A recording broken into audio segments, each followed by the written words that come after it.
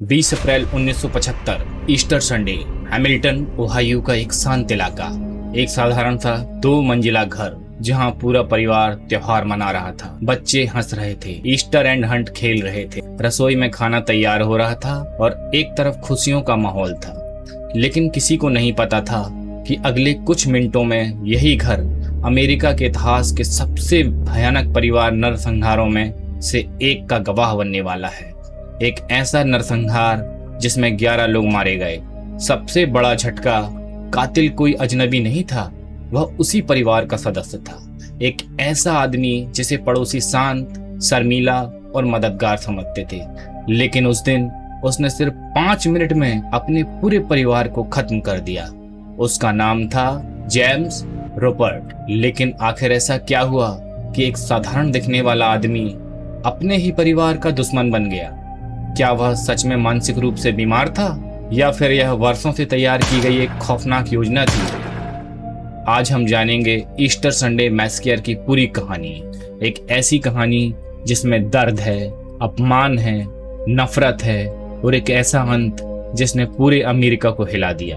29 मार्च 1934 Hamilton Ohio में James urban Rupert का जन्म हुआ। उसके परिवार में माता पिता और एक बड़ा भाई था। ऊपर से देखने में सब कुछ सामान्य लगता था, लेकिन घर की 4 दीवारों के भीतर एक अलग ही दुनिया थी।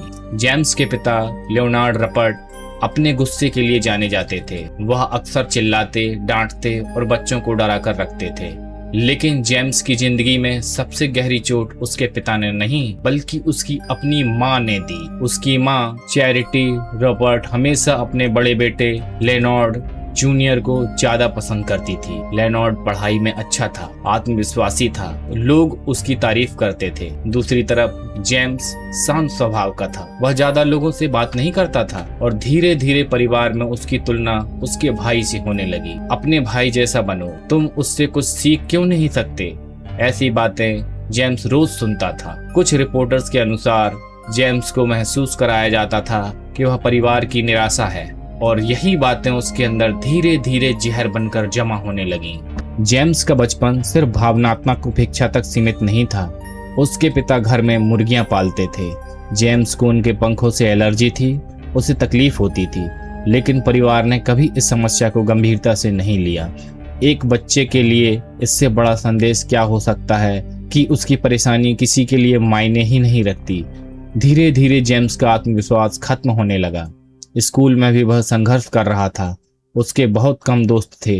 वह खुद में रहने लगा। फिर 1947 में उसके पिता की ट्यूबरक्लोसिस से मौत हो गई। सामान्य तौर पर यह घटना उसके लिए राहत ला सकती थी, लेकिन ऐसा नहीं हुआ, क्योंकि पिता की जगह अब उसके बड़े भाई लियोनार्ड जूनियर ने ले ली और जेम्स को लगने लगा कि अब घर में उसकी आलोचना और बढ़ गई है।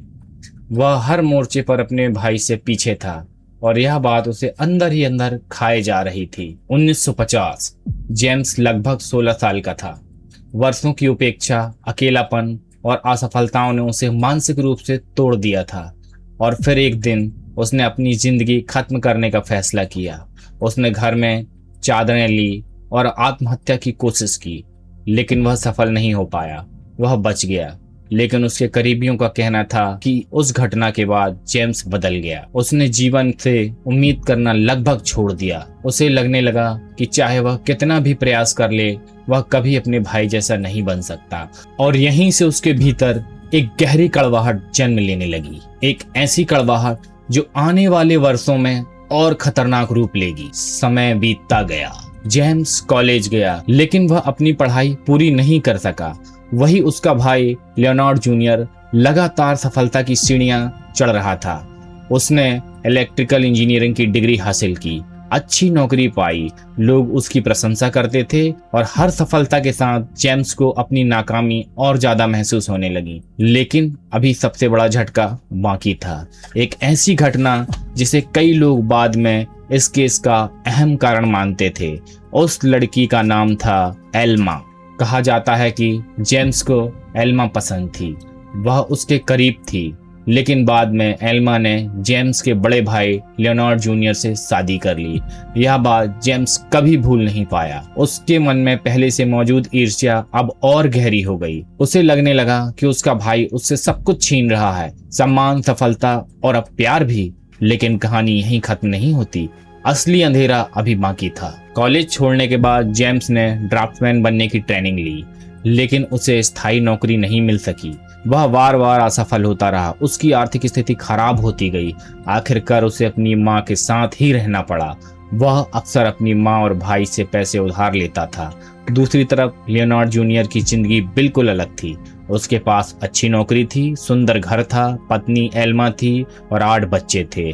एक खुशहाल परिवार। जब भी जेम्स अपने भाई की जिंदगी देखता, उसे अपनी नाकामियां याद आ जाती। वर्षों तक यही तुलना उसके मन में जलती रही और धीरे धीरे वह अपने ही परिवार से कटता चला गया। जेम्स के जीवन में 2 चीजें धीरे धीरे बेहद महत्वपूर्ण हो गईं, शराब और बंदूकें।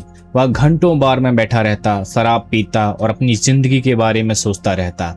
इसके साथ ही उसे हथियारों का भी शौक था। उसके पास कई बंदूकें थीं, एक 357 मैग्नम रिवॉल्वर और 2 कैलिबर पिस्टल और एक राइफल। वह अक्सर टारगेट प्रैक्टिस करता था।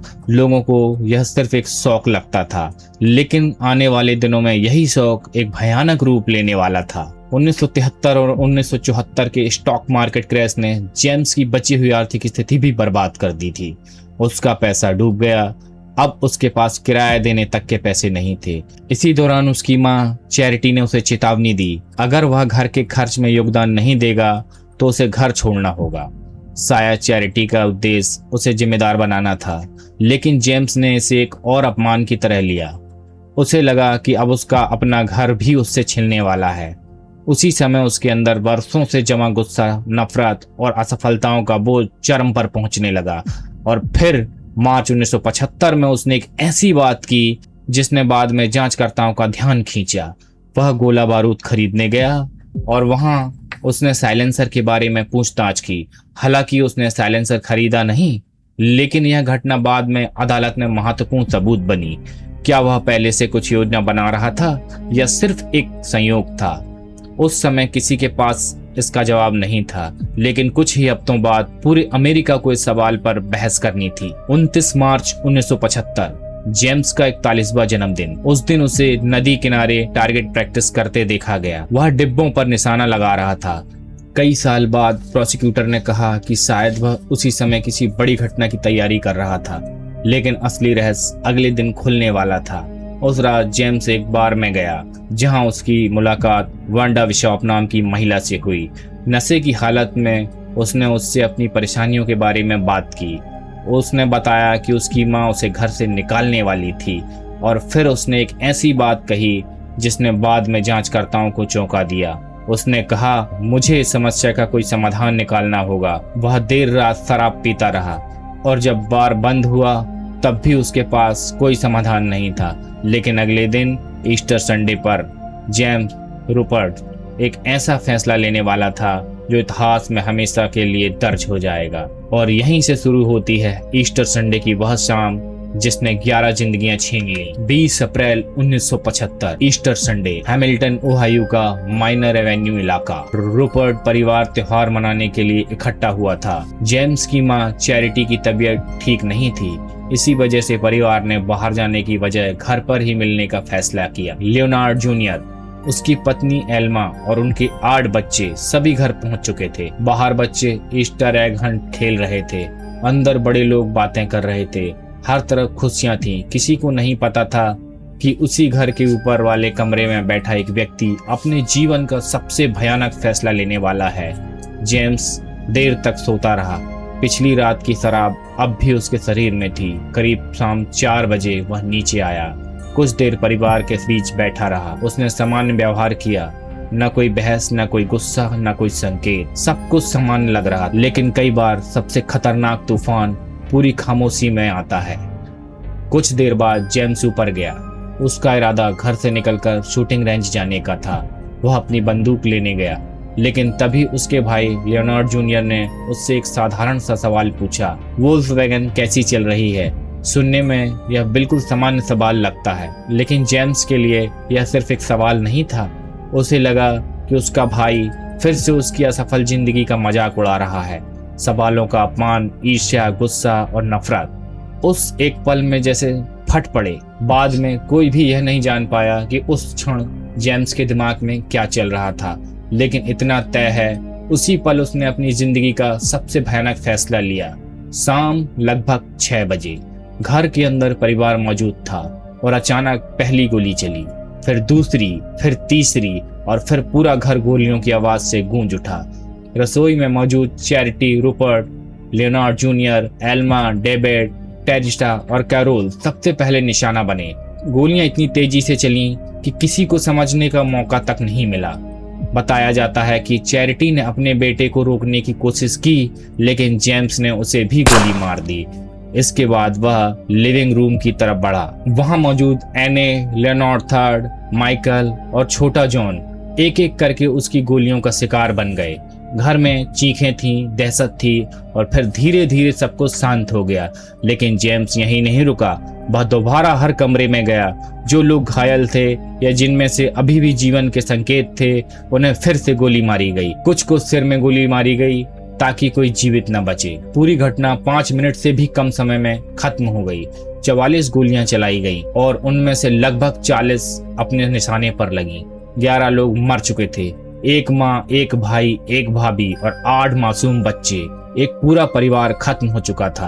अब घर में सिर्फ एक व्यक्ति जीवित था, जेम्स रूपर्ट। लेकिन हैरानी की बात यह थी कि वह भागा नहीं, उसने सबूत मिटाने की कोशिश नहीं की, उसने किसी को फोन भी नहीं किया। वह बस बैठा रहा घंटों तक। चारों तरफ लाशें थीं, फर्श पर खून था, लेकिन जेम्स वहीं बैठा रहा। बाद में उसने कहा कि उसने आत्महत्या के बारे में सोचा था, लेकिन धार्मिक कारणों से उसने ऐसा नहीं किया। वह कई घंटों तक उसी घर में बैठा रहा जहां कुछ देर पहले उसने अपने पूरे परिवार को मार डाला था। करीब 3 घंटे बाद जेम्स ने आखिरकार फोन उठाया। उसने 911 पर कॉल की। उसकी आवाज शांत थी, जैसे कुछ हुआ ही ना हो। उसने सिर्फ इतना कहा, यहाँ गोलीबारी हुई है, बस इतना। कोई घबराहट नहीं, कोई पछतावा नहीं, कोई भावनाएं नहीं। जब पुलिस पहुंची, जेम्स ने दरवाजा खोला। वह शांत खड़ा था और फिर पुलिस अंदर गई। अंदर का दृश्य देखकर अनुभवी पुलिस अधिकारी भी सन्न रह गए। हर तरफ खून था, कमरों में लाशें पड़ी थी, छोटे बच्चों के निर्जीव शरीर, माँ बाप की लाशें और पूरा घर मौत की खामोशी में डूबा हुआ था। एक अधिकारी ने बाद में कहा, उसने अपने पूरे कैरियर में ऐसा दृश्य कभी नहीं देखा था। खून इतना ज्यादा था कि वह फर्श के नीचे तक रिस गया था। कुछ अधिकारियों को बाहर जाकर उल्टी तक करनी पड़ी। जल्द ही पूरे इलाके को पुलिस टैप से घेर दिया गया। लोग जमा होने लगे और जब एक एक करके 11 सब घर से बाहर निकाले गए तो पूरा हैमिल्टन शहर सदमे में था। गिरफ्तारी के बाद जेम्स ने हत्या से इनकार नहीं किया। उसने स्वीकार किया कि उसने अपने परिवार को मारा, लेकिन उसने कहा वह मानसिक रूप से बीमार था। उसकी रक्षा टीम ने दावा किया कि वह वर्षों से मानसिक अत्याचार, परिवार का दबाव और गहरी मानसिक समस्याओं ने उसे उस हालत में पहुंचा दिया था। साइकेट्रिस्ट को बुलाया गया। उन्होंने कहा कि जेम्स पर्सिक्यूशन डिल्यूजन से पीड़ित था। उनका तर्क था कि हत्या के समय वह अपने कार्यों पर नियंत्रण नहीं रख पा रहा था, लेकिन प्रोसिक्यूटर इससे सहमत नहीं थे। प्रोसिक्यूशन का कहना था कि जेम्स पागल नहीं था, बल्कि बेहद चालाक था। उन्होंने अदालत में कई बातें रखी, साइलेंसर के बारे में पूछा, बार बार शूटिंग प्रैक्टिस, वांडा बिशप से समस्या का समाधान खोजने की बात और सबसे महत्वपूर्ण हत्या का समय। उस समय चर्च की घंटियां बज रही थी। प्रोसिक्यूटर ने तर्क दिया कि जेम्स ने जानबूझकर वही समय चुना ताकि गोलियों की आवाज बाहर कम सुनाई दे, और उसके पीछे एक और कारण था, पैसा। अगर जेम्स मानसिक रूप से बीमार घोषित हो जाता तो भविष्य में उसे परिवार की संपत्ति और विरासत मिलने की संभावना बन सकती थी। यही कारण था कि अदालत में पागलपन और योजना के बीच बहस शुरू हो गई। पहले ट्रायल में जेम्स को दोषी ठहराया गया। उसे लगातार 11 लाइफ सेंटेंस मिली, लेकिन कहानी यहीं खत्म नहीं हुई। अपील हुई, फैसले को चुनौती दी गई, एक नया ट्रायल शुरू हुआ, फिर से इंसेंटली प्ली दी गई, फिर से बहस हुई, फिर से विशेषज्ञ बुलाए गए, लेकिन अंततः अदालत इस निष्कर्ष पर पहुंची कि जेम्स को जेल में ही रहना होगा, और इस तरह वह अपनी बाकी जिंदगी सलाखों के पीछे बिताने लगा। साल बीतते गए, दुनिया बदलती गई, लेकिन जेम्स रूपर्ट जेल में ही रहा। कई बार पैरोल हेयरिंग मिली 1995, 2005, 2015, लेकिन हर बार उसे रिहाई से इनकार कर दिया गया। कम्युनिटी का विरोध बहुत मजबूत था। लोग नहीं चाहते थे कि वह कभी बाहर आए, क्योंकि उनकी नजर में 11 लोग की हत्या के बाद उसके लिए आजादी की कोई जगह नहीं थी। 2022 जेम्स रूपर्ट की उम्र 88 साल थी। लगभग 47 साल जेल में बिताने के बाद उसकी प्राकृतिक कारणों से मौत हो गई। लेकिन उसके साथ एक सवाल भी चला गया, क्या वह सचमुच मानसिक रूप से बीमार था या फिर उसने वर्षों की नफरत को एक सुनियोजित नरसंहार में बदल दिया था।